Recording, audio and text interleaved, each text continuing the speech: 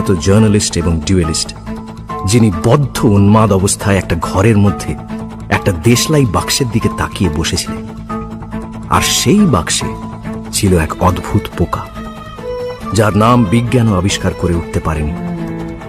এছাড়াও বেশ কিছু পরিবারের গোপন তথ্য নিয়ে কেস রয়েছে, যার কথা প্রকাশ পেলে চারিদিকে শোরগোল পড়ে যাবে।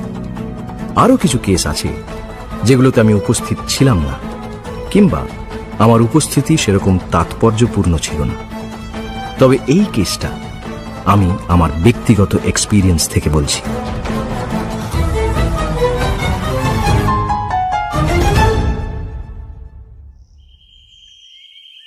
অক্টোবরের এক দুরন্ত সকাল, বাড়ির পেছনের একলা গাছটার শেষ পাতাগুলো ঋতুচক্রের হাওয়ায় লুটিয়ে পড়ছে মাটিতে।